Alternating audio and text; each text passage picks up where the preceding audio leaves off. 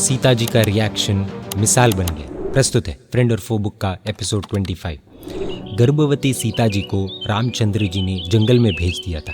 ये पूरी घटना हम एपिसोड 21 में देख चुके हैं। सीता जी को अयोध्या में जब फिर से प्रवेश कराना था, उस वक्त सतीत्व की परीक्षा रूप अग्नि दिव्य हुआ। उससे 100 टन सोने की तरह सीता जी खरी उतरी, संपूर्ण शुद्ध जाहिर हुई।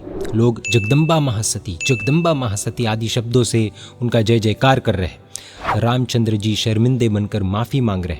उस वक्त भी सीता जी के मुंह से ऐसे शब्द नहीं निकले कि सिर्फ एक साइड की ही बात सुनकर मुझे भीषण जंगल में छोड़ दिया आपने, मेरी भी बात तो सुननी थी ना। अथवा मेरी बातों में यदि विश्वास नहीं हो रहा था तो उस वक्त भी अग्नि परीक्षा करने की मेरी कहाँ मना थी। बाकी ऐसे भीषण जंगल में जहाँ प्रतिपल मौत सर पर मंडरा रही थी और तब भी मैं जीवित रही, क्षेम कुशल रह सकी और ऐसे पराक्रमी पुत्रों को तैयार किया, ये सब क्या मेरे सतीत्व का प्रभाव नहीं था जो ये दिव्य करना पड़ा? ऐसा कोई भी व्यंग्य कटाक्ष उन्होंने नहीं किया। ऊपर से रामचंद्र जी माफ़ी मांगने के लिए आगे बढ़े, तब उन्हें रोकते हुई महासती सीता जी बोली, स्वामीनाथ, यह आप क्या कर रहे हैं? इसमें आपका या प्रजाजनों का जरा सा भी अपराध नहीं है। अपराध मेरे पूर्व जन्म के कर्मों का है, पूर्वकृत दुष्कृतों का है। ये तो उपकार आपका हुआ कि आपके प्रभाव से परीक्षा में उत्तीर्ण हो गई। आपको मैंने अपने दिल में बसाया, अपने दिल में कैद कर रखा, इसलिए मुझे इस भीषण आग ने जलाकर खाक नहीं किया। आपके बदले यदि मैंने किसी दूसरे व्यक्ति को दिल में रखा होता तो यह आग रहम नहीं खाती, मुझे जलाकर खाक कर डालती। तब आपको सीता नहीं, सीता की खाक हाथ में आती। कैसे अद्भुत है सीता जी के वचन, कैसी धीरता, गंभीरता और स्वस्थता। थोड़ा कुछ सुना देने की भी आतुरता नहीं। लेकिन ये सब किसके बूते? बचपन में उन्होंने तत्व ज्ञान और कर्म सिद्धांत, कर्म थियोरी का सुंदर और सुचारू रूप से अध्ययन किया था और उसी के बलबूते वो ऐसी विकट परिस्थितियों में भी रिलैक्स रह सकी। मेरे कर्म यदि गड़बड़ वाले नहीं हो तो इंद्र की भी कोई ताकत नहीं कि मेरा बाल भी बांका कर सके, और मेरे कर्म यदि गड़बड़ वाले हैं तो माँ बाप क्या इंद्र की भी ताकत नहीं कि मुझे बचा सके। अमेरिका के राष्ट्रपति जॉन एफ कैनेडी ने पूरी तरह से बंदोबस्त कर रखा था, लेकिन फिर भी उसका मर्डर हुआ। श्रीमती इंदिरा गांधी जी को उन्हीं के गार्ड्स ने खत्म किया। कोई डॉक्टर उस बीमारी से मरता है जिसका वो खुद इलाज में एक्सपर्ट हो। कोई कैंसर एक्सपर्ट कैंसर से मरा हो, ऐसा भी हुआ है। हार्ट स्पेशलिस्ट की हार्ट की बीमारी से मृत्यु हुई हो, ऐसा भी होता है। एक आदमी पूरी सावधानी के साथ फुटपाथ पर चल रहा है, साइकिल आती है और उससे एक्सीडेंट कर उसे मौत की नींद सुला देती है। एक आदमी कार में बैठकर एयरपोर्ट जा रहा था, फ्लाइट की टिकट जेब में थी। कार का टायर बर्स्ट हो गया, आदमी फ्लाइट के टाइम पहुंच नहीं पाया और उधर फ्लाइट उड़ गई और थोड़ी ही देर में उसके क्रैश होने के समाचार चारों ओर फैलने लगे। कार का टायर बर्स्ट हुआ और अपने आप उसका बचाव हो गया। नतीजा यह है कि यदि खराब कर्म बंधा हुआ है तो उसका दुख विपाक भुगतना ही पड़ेगा। लाख बचने के उपाय करें, बच नहीं सकते।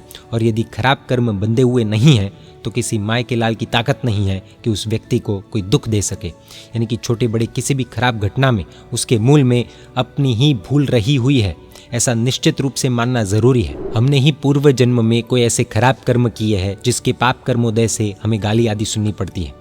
और यदि खराब कार्य द्वारा पूर्व जन्म में खराब कर्म न बांधे होते तो कोई चाहे लाख मेहनत क्यों न करे, लेकिन हमारा कोई कुछ बिगाड़ने वाला नहीं है। बाल अकबर। एक बार हुमायूं घोड़े पर सवार होकर भाग रहा था। बाल अकबर को कपड़े में लपेटकर पीठ पर बांधा हुआ था। दुश्मन का सेनाधिपति पीछा कर रहा था। दोनों के बीच डिस्टेंस थोड़ा कम हुआ और उसने भयंकर तीर चला दिए। अपनी सुरक्षित किले में पहुंचने के लिए हुमायूं ने घोड़े की लगाम खींची। घोड़ा जैसे तैसे बहुत तेजी से सुरक्षित किले में पहुंच गया। काफी घायल हो चुके थे दोनों, यानी कि घोड़ा और घुड़सवार। हुमायूं के हाथ पर और पीठ पर भी कोई कोई बाण लगे थे। हुमायूं ने सबसे पहले पीठ पर बांधे अकबर को खोला। वो आश्चर्यचकित था क्योंकि बाल अकबर को एक खरोच भी नहीं आई थी। इतने तीर छोड़े गए लेकिन एक भी नहीं लगा। मेरे कर्म यदि टेढ़े न हों तो मेरा कोई कुछ बुरा नहीं कर सकता है। अर्थात मुझे पसंद न आए ऐसा बर्ताव अन्य कोई भी करता है, उसमें भी मुख्य कारण मेरे पूर्व में किए गए कर्म ही है। ऐसा निर्णय जिस व्यक्ति ने कर लिया हो वो कैसी भी परिस्थिति क्यों ना आ जाए, शत्रुता को मोल नहीं लेगा। मैत्री भाव को वो खूब आसानी से टिकाऊ बना सकता है, क्योंकि उसको रियलाइज हो जाता है कि जो हो रहा है उसके पीछे कारण वो खुद ही है, कोई और नहीं। महासती अंजना सुंदरी। इनकी स्टोरी हमने बहुत पहले जेलर सीरीज के एपिसोड 18 में देखी है, एक बार वो फिर से आप देख सकते हैं। 22 वर्ष तक पति पवनंजय ने अंजना सुंदरी का मुंह तक नहीं देखा। युद्ध के वक्त निकलते समय भयंकर अपमान किया। इतना कुछ होते हुए भी अंजना सुंदरी के दिल में पवनंजय के प्रति, यानी कि अपने पति के प्रति, थोड़ी भी रोष की मात्रा नहीं थी।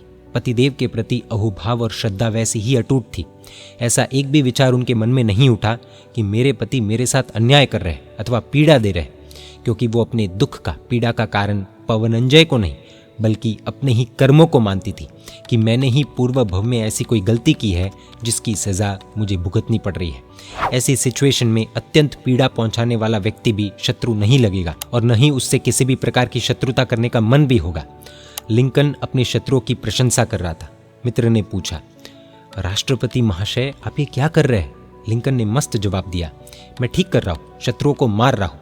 क्योंकि शत्रुओं को मारने का तरीका यह नहीं कि आप उनके शरीर को मार दो, उनके दिल में पनप रही शत्रुता मार दो तो शत्रु मर गया, शत्रु मिटकर मित्र बन गया। पूज्यश्री कहते हैं कि सामने वाले की भूल देखना, सामने वाले की गलतियां देखना, मिस्टेक्स देखना, यही मैत्री का खून कर शत्रुता पैदा करने की मूर्खता है।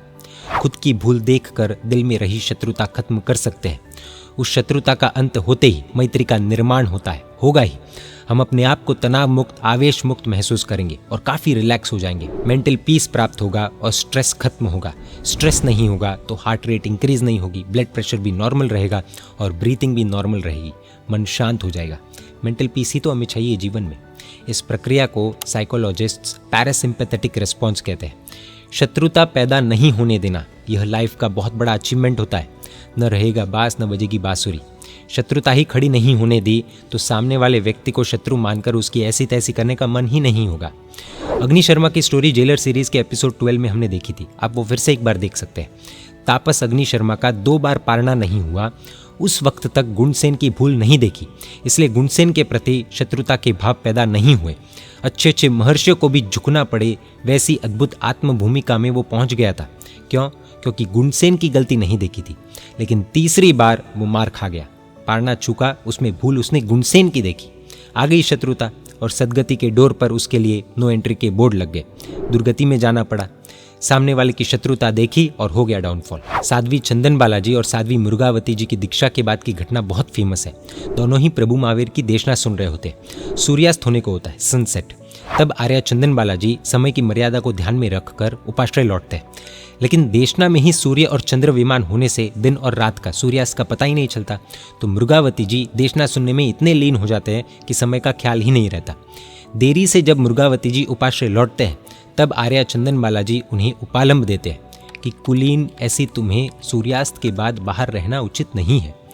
प्रत्युत्तर में साध्वी मुर्गावती जी ने ऐसा कोई भी रिएक्शन नहीं दिया कि मैं तो परमात्मा की देशना सुनने में लीन थी, इसलिए मुझे ख्याल नहीं आया। आपको तो ख्याल था ना, आपने इशारा क्यों नहीं किया या किसी अन्य के पास क्यों नहीं कराया? आप खुद निकले तो मुझे भी ले चलते।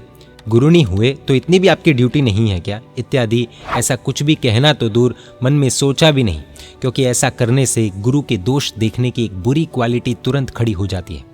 इसके बदले अपना खुद का दोष देखकर आत्मभाव में लीन बनी तो उन्हें केवल ज्ञान भी मिल गया और अपनी पूज्य गुरुनी को भी उसकी भेंट दी। यानी कि फिर साध्वी चंदन बालाजी को भी पश्चाताप हुआ और उन्हें भी केवल ज्ञान की प्राप्ति हो जाती है। इस कथा को डिटेल में फिर कभी देखेंगे, लेकिन इतना समझने जैसा है कि अन्य की भूल अथवा दोष देखा होता तो केवल ज्ञान नहीं होता, खुद की भूल देखी तो केवल ज्ञान भी हो गया। कुदरत भी केवल ज्ञान उन्हीं को देती है जो खुद की भूल देखते हैं। नागकेतु की कहानी हमने जेलर सीरीज के एपिसोड 39 में देखी है। एक बार फिर से वो देखने जैसी है। इस कहानी से भी यही एनालिसिस निकलेगा। सौतेली माँ से परेशान होकर वह लड़का अपने श्रावक मित्र के पास जाता है, लेकिन वो श्रावक मित्र उसको सौतेली माँ के दोष नहीं दिखाता, बल्कि खुद का दोष देखने को कहता है कि दोस्त, पूर्व भव में तपश्चर्या कम की, इसलिए सहन करना पड़ता है। उस लड़के को बात जच गई, तभी तो सौतेली माँ ने उसे आग में जलाकर खाक कर दिया। लेकिन फिर भी उसके मन में द्वेष नहीं आया और वही लड़का अगले जन्म में नागकेतु बनकर मोक्ष को प्राप्त करता है। आज की दुनिया में क्या हमारे पास ऐसे कोई कल्याण मित्र है जो हमें हमारे दोष दिखाए? बाकी लड़ाने के लिए तो पूरी दुनिया रेडी ही बैठी है। एक हस्बैंड वाइफ की जबरदस्त कहानी अगले एपिसोड में हम देखेंगे, जो कई फैमिलीज के माहौल को बदल कर रख सकती है। हम रिक्वेस्ट करेंगे कि अगर आप मैरिड हो तो हस्बैंड वाइफ साथ में बैठकर नेक्स्ट एपिसोड जरूर देखिएगा। आप मैरिड नहीं हो तो भी आपको देखना है। यह पुस्तक फ्रेंड और फो हिंदी, गुजराती और इंग्लिश तीनों भाषा में हृदयोद्गार.com वेबसाइट पर अवेलेबल है। जय जिनशासन, जय महावीर।